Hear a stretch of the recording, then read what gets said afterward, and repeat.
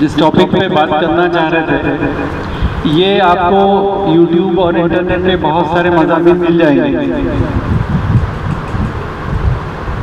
लेकिन उसके साथ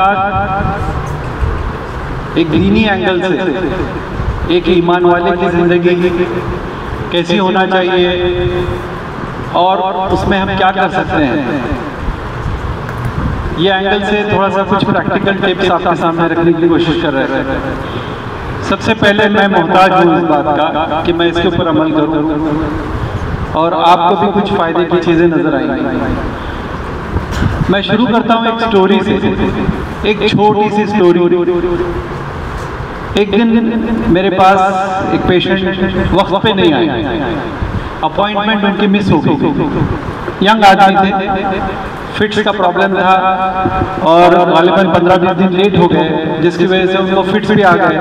तो मैं थोड़ा सा नाराज़ हो गया कि आपको वक्त पे आना चाहिए था, आपके वक्त पे नहीं आने की वजह से टैबलेट्स भी मिस हो गई और आपको तकलीफ भी उठाना पड़े। उन्होंने कहा कि अगर आपके पास वक्त है तो मैं इसकी वजह बताता हूँ। कई बार हमको लगता है ना कि सब टाइम पे क्यों नहीं आ रहे, अपॉइंटमेंट क्यों नहीं ले रहे, और तो हालात हर एक के अलग अलग होते हैं। साज से जो सुर निकली है वो सबसे ने सुनी है, तार पे जो बीती है वो किस दिल को पता है। हर एक के हालात, हर एक की मुश्किलात, परेशानियां, किसी के घर में कोई बीमार है, आने के लिए पैसा नहीं है, दवाइयों के लिए भी पैसा नहीं है, कि हालात सुनने के बाद आदमी का दिल नरम हो जाता है। कहा कि मैं मेरे पास तो वक्त बताइए। कहा कि मेरे मामू थे हैं, उनका एक बच्चा, अकलूता बच्चा, उससे बहुत मोहब्बत थी मामू को, और मामू ने उनको उस बच्चे को दारुल उलूम में उसका दाखिला कराया और बच्चे ने हिफ्ज़ भी शुरू कर दिया।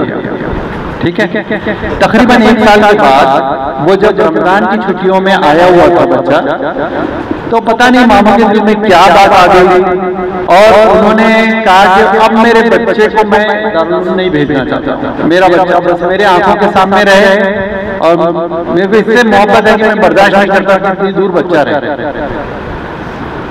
ठीक है, फितरी बात है। घर वालों ने समझाने की कोशिश की कि बच्चा उसका दिल लग गया है, हिफ्ज़ शुरू भी हो गया है, तो आप थोड़ा सा हिम्मत कर लें, लेकिन वो बात समझ में नहीं आई। अब बच्चा घर पे रहा।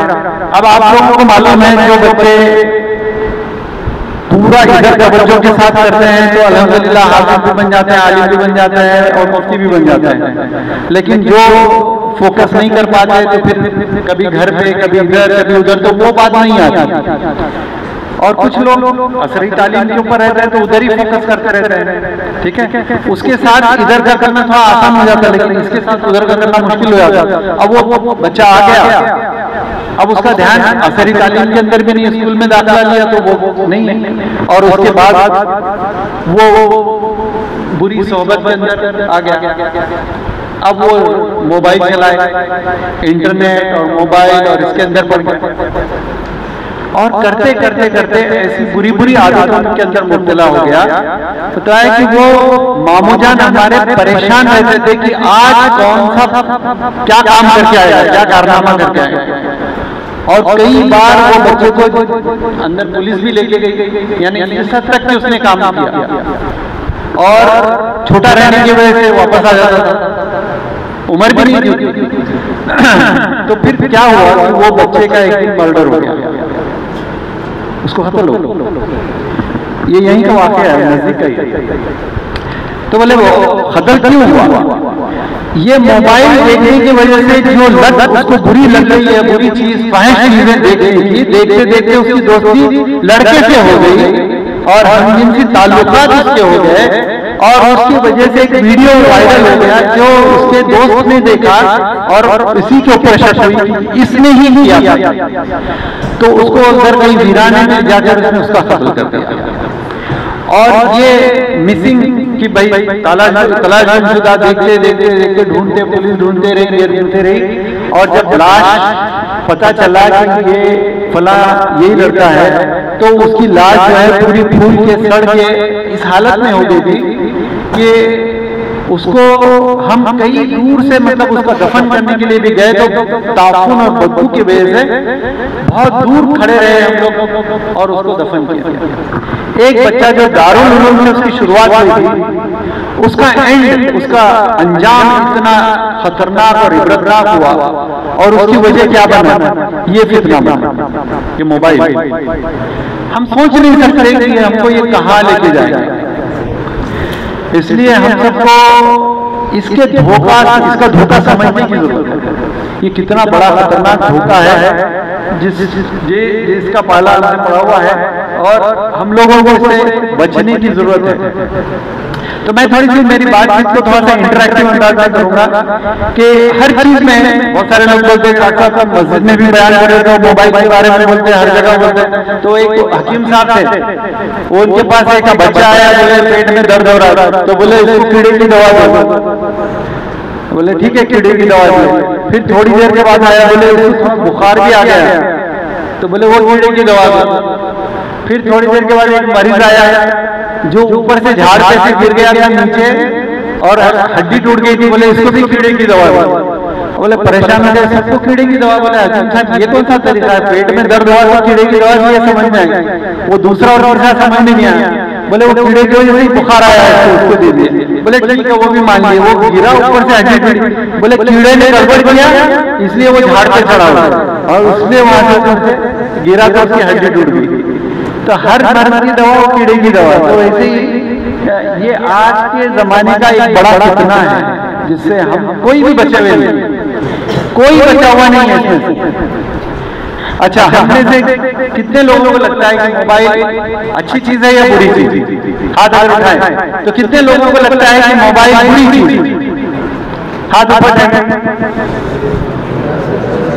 माशाल्लाह, सबको लगता है। तो भाई मुफ्ती साहब अभी सबसे मोबाइल जब्त कर दिए जाए, वो खुद बोल रहे हैं कि मोबाइल अच्छी चीज नहीं है। ठीक है क्या भाई?